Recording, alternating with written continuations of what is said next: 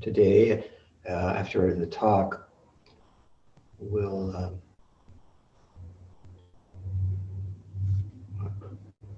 I was going to say celebrate, but it's more like commemorate Buddha's parinirvana.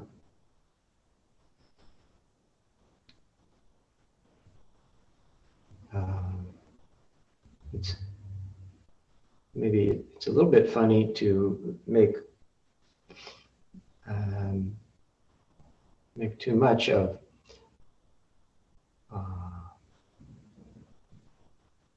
that event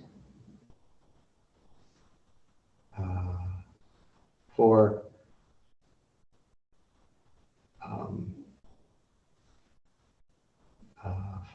someone for whom there is no coming or going. And not only that, who taught the rest of us that we are without coming or going.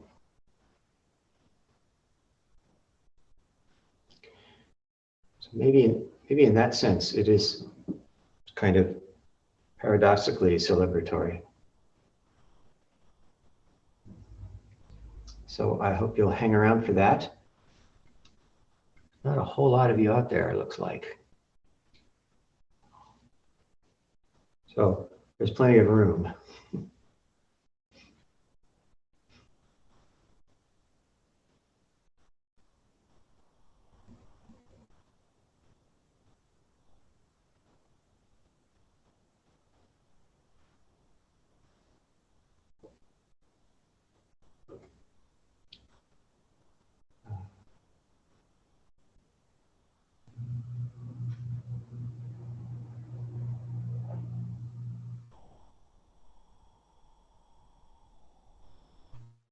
I was thinking recently that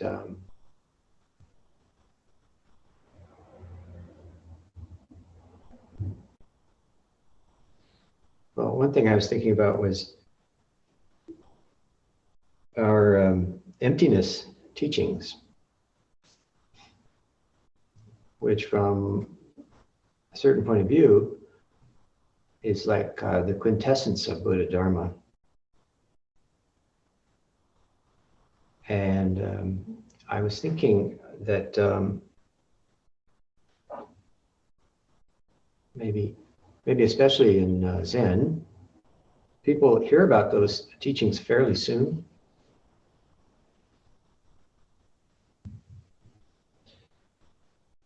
And that I don't know if they always arrive with a warning to be very careful with them. And not sort of pass them around like candy.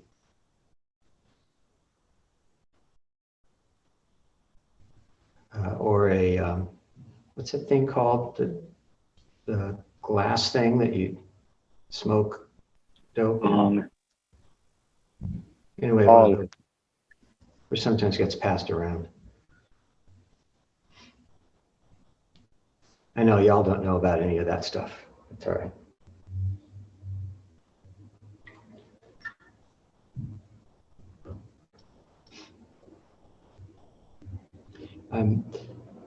Those teachings are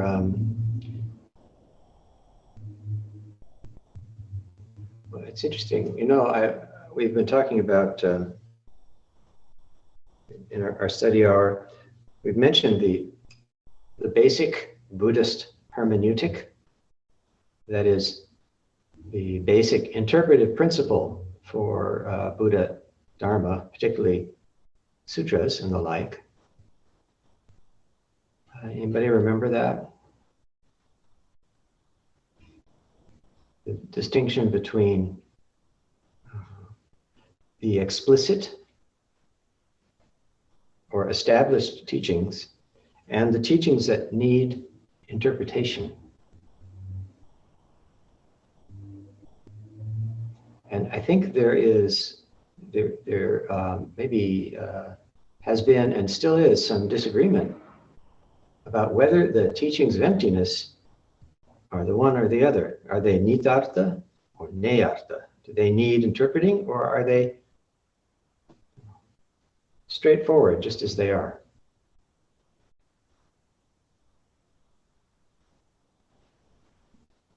Well, I think with a lot of things you could say, it depends.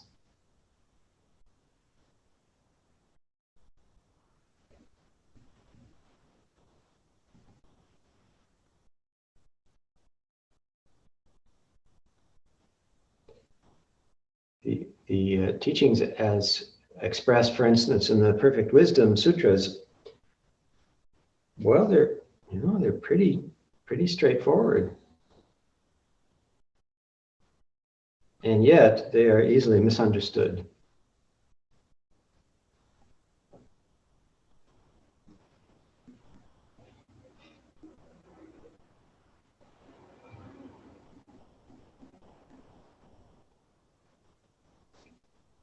And so as I was thinking about how do you present them, I suddenly found myself reflecting on the person of Paul of Tarsus.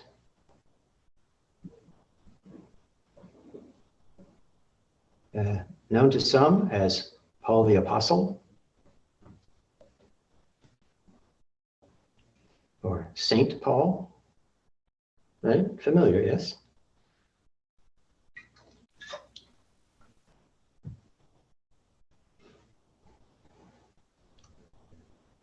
Ty, you didn't grow up in a Christian environment, but you've heard of Saint Paul, probably, yeah. Mm-hmm. When I was 16. He was the apostle who didn't actually meet Jesus. Oh. So he had this thing happen to him when he was, where was he writing to? Damascus.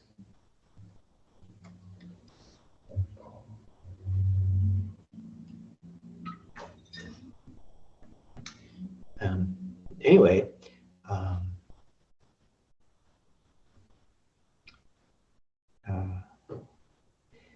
he's an interesting fellow, and some say he's kind of responsible for Christianity as we have it, more or less, nowadays. And he had much to do with it kind of evolving or moving from a kind of a funny little Jewish sect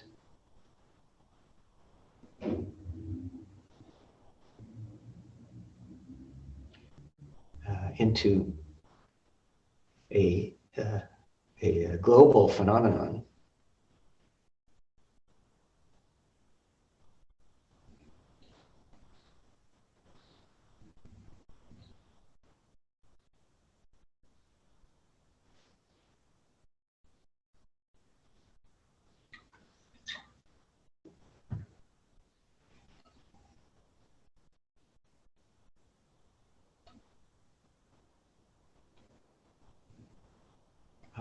Shosan, would you turn the lights down a little bit, please?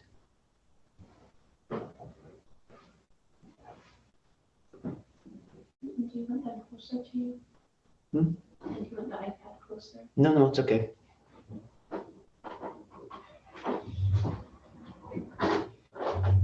If it's closer to me, I have to look at myself in more detail, which I'd rather not. Thank you. Anyway, in the let's see, the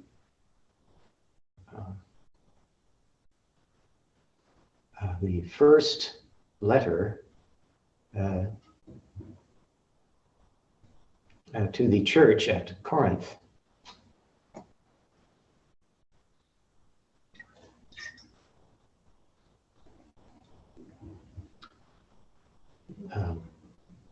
There's lots of interesting stuff in there.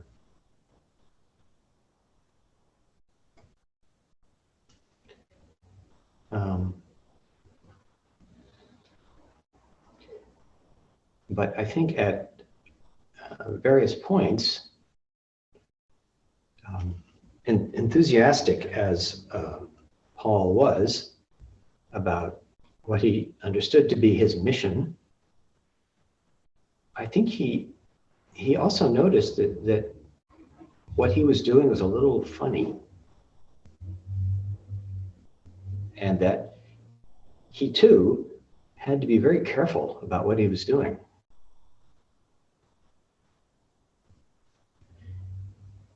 So in that letter, let's see if I can remember. He says, let's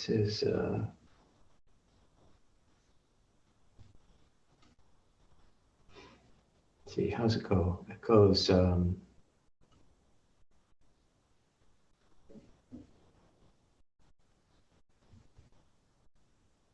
let's see, ean tais glossois ton anthropon lalo kai ton angelon.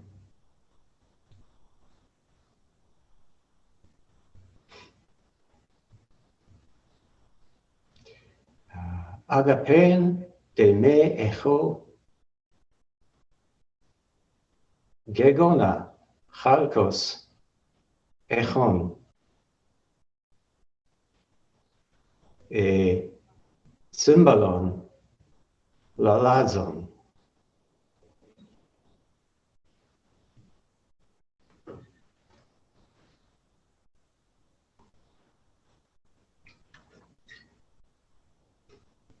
That, believe it or not, was the Koine Greek in which he wrote. And that's where he says, I can be speaking all of the tongues of humankind or of angels.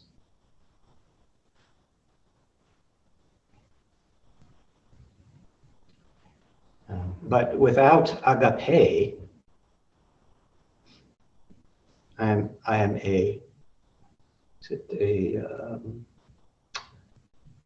am a noisy trumpet.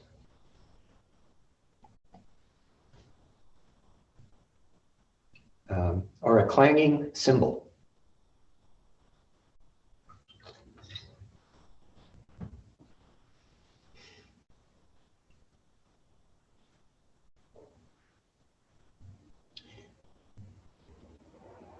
And so this, pivotal word there was a couple of interesting things. One is, in the Greek, he says I.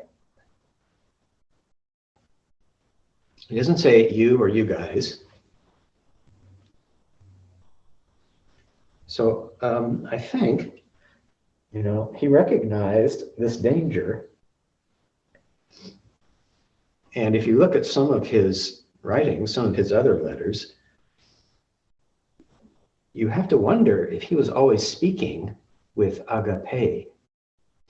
And that, of course, is the word that is often translated in English Bibles as love.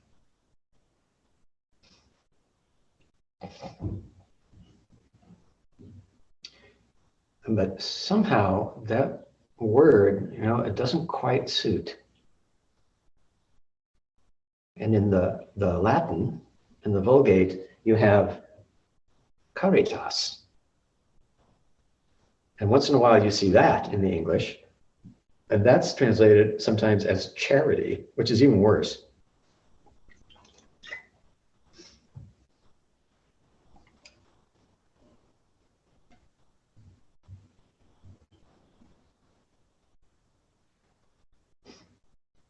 But anyway, I think Paul was recognizing the danger of presenting teachings pretty much almost of any kind with, I don't know, I can't, it's really hard to improve on the translation. I guess there are at least 3, maybe 4 maybe more words in Greek that could be translated as love, but it doesn't quite fit somehow. So sometimes you see, well, brotherly love. It's like, well, you know, I guess, but what about sisters? Anyway, agape is something like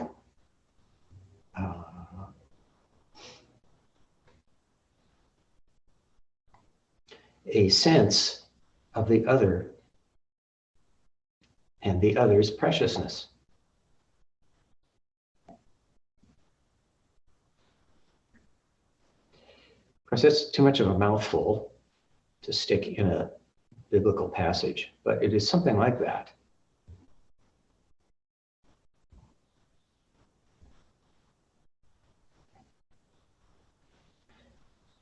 And I think that Paul recognized that he could speak that way without agape, and had done so, and probably would again.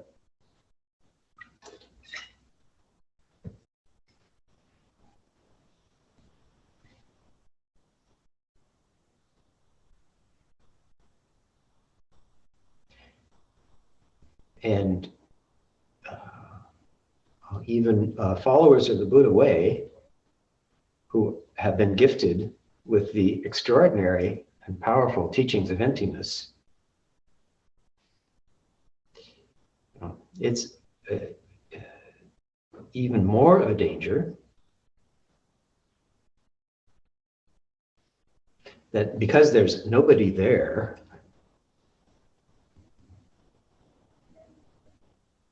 we will fail to present the teaching or interact with others in a way that acknowledges the preciousness of the one who is not there.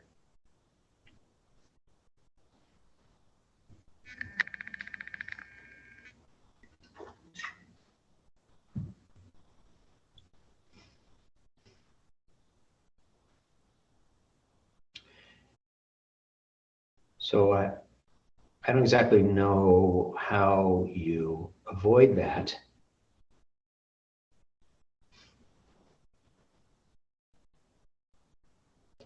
Except by kind of falling back on Buddha's insight into the momentariness of our experience.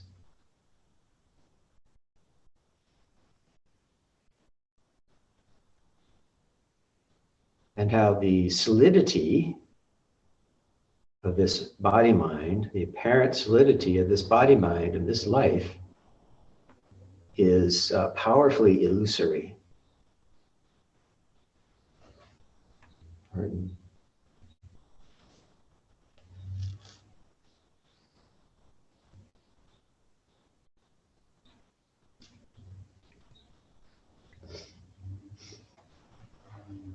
And that there is a, how shall I say, this momentariness, or the, in Sanskrit, the kshanika, the momentariness of the human phenomenon, is a karmic key to, among other things, liberation. But it means that the mind of a moment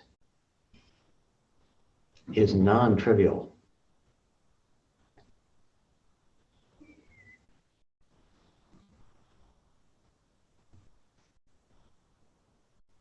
It means that a momentary, even instantaneous acknowledgement of the preciousness of the other, who is not actually there, is karmically critical. Even if in the next moment there's something, less praiseworthy, these momentary minds, where the intention of respect, compassion, and so forth, these momentary minds are karmically powerful and indispensable.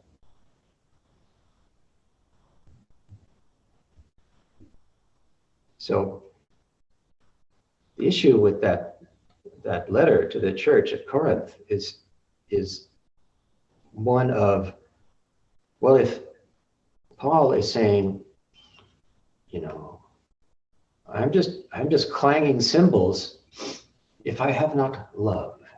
It's like, well, how in hell do you do that? What's the doing of it, Paul? Hello? You out there, Paul? Anybody? I don't know if anyone is nowadays declaring to be in contact with the Apostle Paul, but anyway, as far as I know,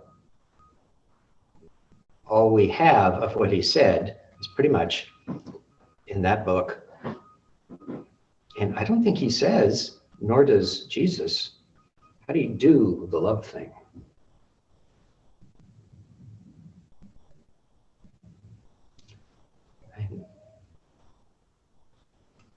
Although I myself may now be no more than a noisy trumpet, I would say how you do it is momentarily, moment by moment by moment. And I don't think there is any other way. Now, maybe there are some people who, you know, maybe they heard that teaching, they read that letter to the church at Corinth and just went on from there, beaming with love. But I kind of doubt it.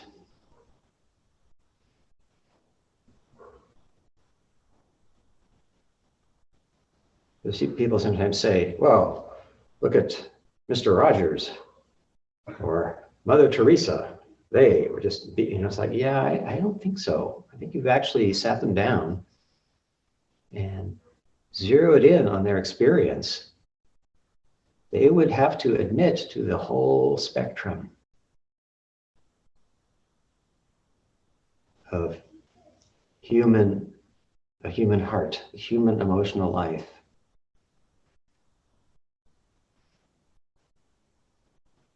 And certainly at times one may come down, you know, on the kind of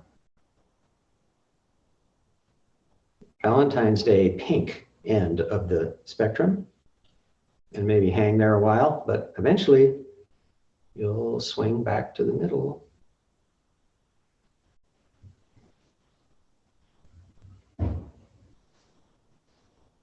So then I am trying to give proper acknowledgement to these momentary minds of compassion, respect, and so forth. And acknowledge how crucial that is in the, one way of putting it, in the stream of karmic life. These moments are indispensable and must not be disregarded because of their momentary quality. All minds are momentary.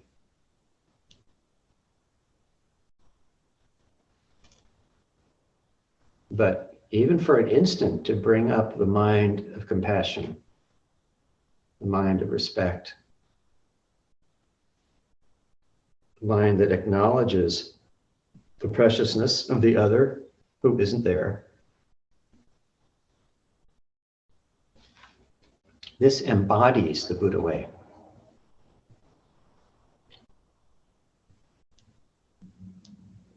Even in the midst of what is feeling like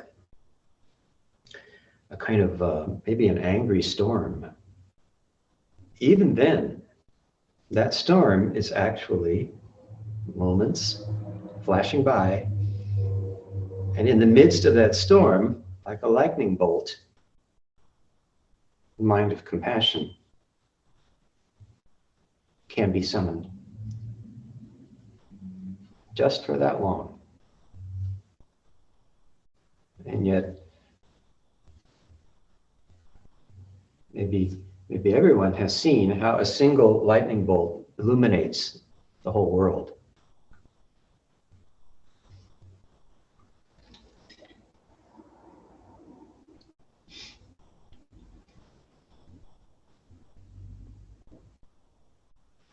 Are we recording this clanging cymbal, by the way? Oh, we are, okay.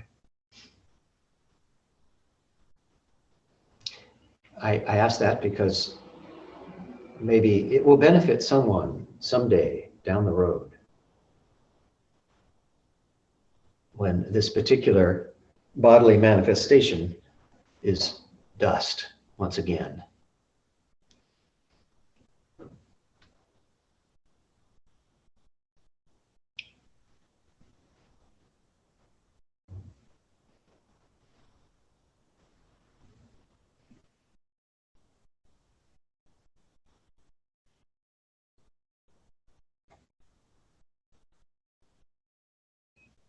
So, briefly, the Buddha way is now our responsibility, your responsibility.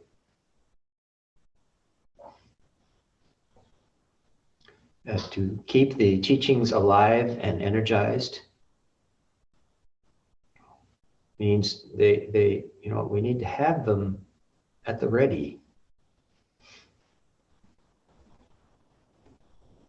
And our intention to embody the way, moment after moment and life after life, has to be front and center. That is the meaning of the Bodhisattva vows, of course.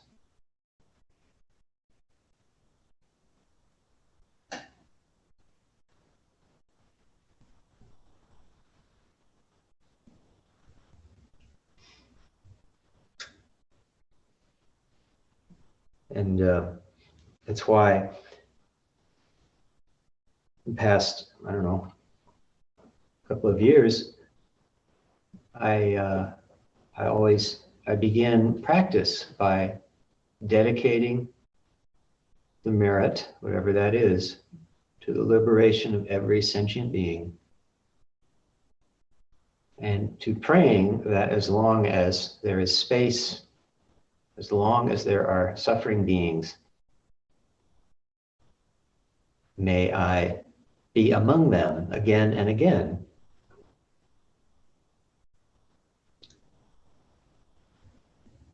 To help dispel their misery.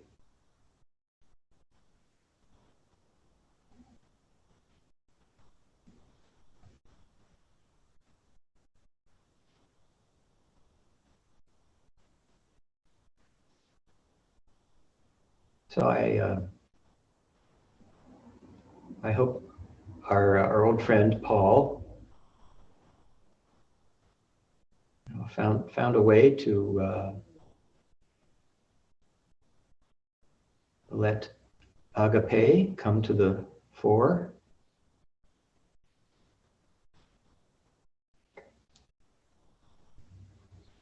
And maybe if we could take him aside today and say, listen, Paul, did you mean that stuff about, well, I do not suffer a woman to teach? It's like, what? Come on. Hey, Paul. It's like, well, actually, I was having a bad day when I wrote that. I kind of wish that letter had gotten lost in the Mediterranean, but they kept that one. So maybe he'd clarify that and realize, Paulette, where's the agape in there? He had a few things to say that nowadays he might say, yeah, that was the clanging cymbal, and I'm sorry about that.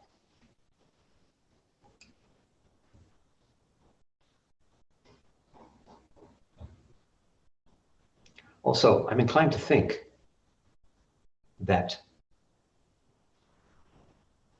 shall we say, he was more drawn to his own gender than the opposite. And that caused him a lot of trouble. which is too bad.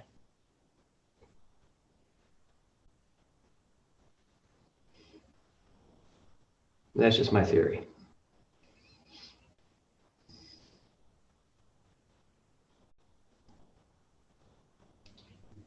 We, however, nowadays, and in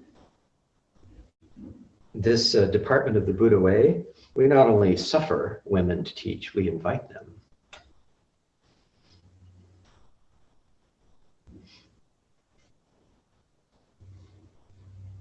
So all people on the human spectrum, all persons of the way on that spectrum, now carry and treasure the Buddha way and share it with others. And moment by moment, give rise to those minds that are a blessing as much as possible.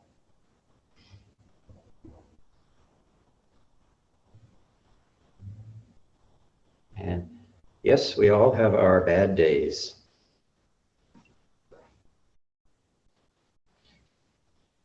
And in the midst of such a day, the momentary mind, oh, every day is a good day,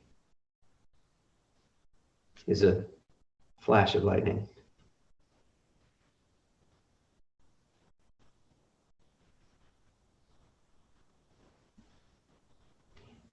If you think you don't understand that yet, how every day is a good day, I would say, well, actually you do, but if you don't, or think you don't,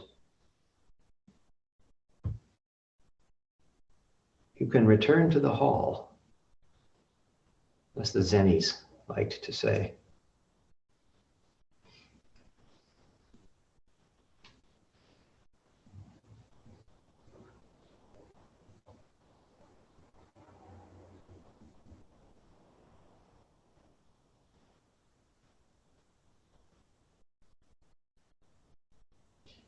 But as you go wandering off back to the hall,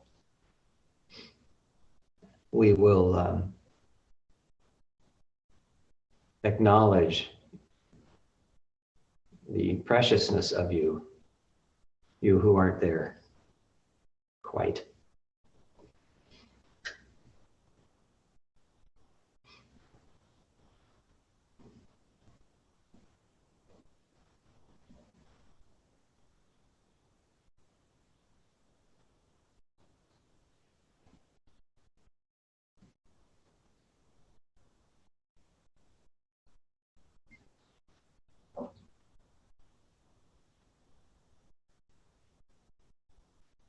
I was just thinking, let's see, depending how you count, Jesus had 13 close friends, and then 12, of course. One got kind of lost in the shuffle. Today, it looks like we have 3, 6, 9, subtract me, that's 8. Add 3 of you back, that's 11. So we're doing pretty well. I used to have the fantasy when I was at Tassajara and feeling kind of frustrated that I was usually kind of the second fiddle. And during Ango, a very important person would come. And I would just kind of have to run around after them and keep them happy. So sometimes I would have this fantasy that I would repair to the mountains with 12 dedicated practitioners and spend my life there. But that has not happened and seems to be getting less likely. So it was never very likely. Now it's even less likely. So I am happy to have you guys to practice with. And through the magic of electronics, some of you are far away and you are nonetheless present.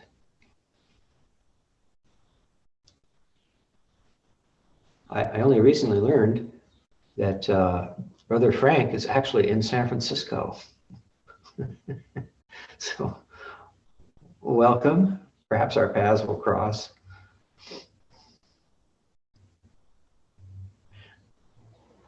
So we were going to have our little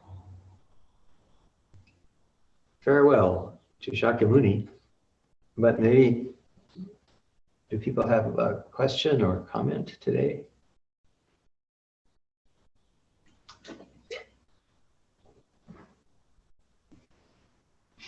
Hokai-san? Yeah, thank you for your talk. I just started thinking about, I mean, I know your brother is a Catholic priest, but I'm still, and my Protestant friends who are female are still upset that the Catholic Church will not ordain females. So I don't know if you have a comment on that. Or... That is already changing. And the immensity of the Catholic Church means that change is going to be very slow. But as you may know, Pope Francis has already opened the diaconate to women. And that's a big step. What's the diaconate? I don't know what that is. The deacons are like between in the deacons and the clergy. And okay. They can perform a number of different functions. They can do a bunch of things. And of course, certain persons are foaming at the mouth over that. And no, this is, Jesus never meant that, blah, blah, blah. But it is changing in spite of them. And I would imagine maybe one more generation, there will be women priests. So, yeah, it sure took them long enough. Thank you. Yeah, and I hope that I don't know what's going to happen for I shouldn't say traditional Buddhism, Theravada Buddhism, because that seems also to have quite a big separation of gender. And that too, though, that is losing ground. It is? Oh, yeah. The number of now fully ordained bhikshunis who they've reestablished their own ordination tradition. Oh, that's true. The chagrin of traditionalist male clergy in the Theravadan tradition. But it has happened, and it is going to continue happening and spread wider and wider. And there is no way that will be opposed. So, except I hear that, but it also always seems that the female bhikshunis will be lesser than a bhikshu. Like, they're always, back of the line in the food line. They're always right. So, yeah. Male monastics, female monastics, male laity, female laity. But, so maybe that'll change. I don't know. Yeah. And I have actually seen that changing even in fairly traditional environments, some places I have been. Okay. It's a traditional arrangement, and yet you'll see people say, oh, never mind, just come on. Okay. Like, oh, okay. Well, that's how it starts. That's good. Thank you.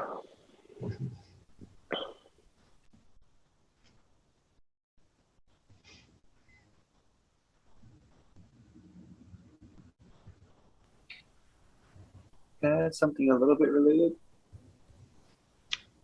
Who is that? That's John. Oh, hi, John. I can't quite see you, but yes, go ahead. Thank you. So when I was staying at Blue Cliff Monastery in New York, I'm sorry, could you speak louder, John? Yeah, I'll try. When I was staying at the Thich Nhat Hanh Monastery in New York, we had a person who was cis female but male identified and living in the men's schedule. But when they wanted to ordain, which they eventually did, the community insisted that they ordain as a nun, and that person did. You know if there's any flexibility around that. Well, I think I heard you, and as you may know, the traditional Vinayas bar ordination to persons who are not, what do they call it, binary, male or female. They're simply excluded. Now, did Buddha intend that? I rather doubt it. But that's, you know, there are many people who will say, well, we can't do anything about it. It's in the Vinaya. So, you know, that seems to be the way that certain people interpret that right now. And yet, I'm quite sure that too will give way eventually. And the posture of, well, we can't change that. It's, you know, it's written down.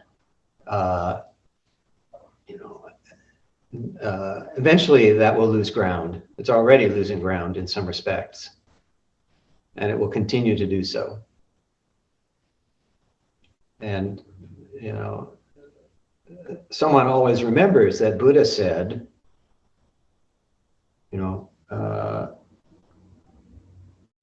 just keep the main rules. Those other ones you can change as needed.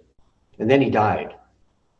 So people run around saying, well, we don't know which ones are which, so we better not change anything. It's like, yeah, no, sorry, can't do that. You're going to have to come to grips with the conditions that present themselves now. And we'll keep those ones that say, you don't get to kill people or steal things, stuff like that. We'll keep those for sure. And because it really prevents a certain kind of insanity from creeping into monastic situations, we'll also probably keep, don't come here and have sex, okay? If you want to have sex, great, but do that out there. Don't come here and do that. We'll probably keep that one. And most of the other stuff will adjust as need arises, I predict. Cheryl-san. Does SCBA or Sotoshu have any opinion on transgender or people who are non-binary? My impression is that all are welcome, and that except for maybe some very, hard-edged enclaves in Japan, you nowadays you see the Sotoshu expressing quite progressive attitudes in many respects. So I rather doubt if someone were to present themselves as a candidate for ordination, they get asked, "Are you binary? If not, get out of here." Now, I don't think that happens. So. Mm-hmm.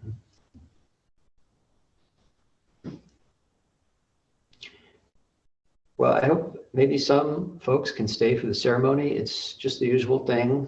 Make a few offerings, bow a few times, chant the Heart of Great Compassion mantra, and that's it. What does that say? That said from Kado to everyone. Did he have to leave? Oh no, there he is. No, it's there.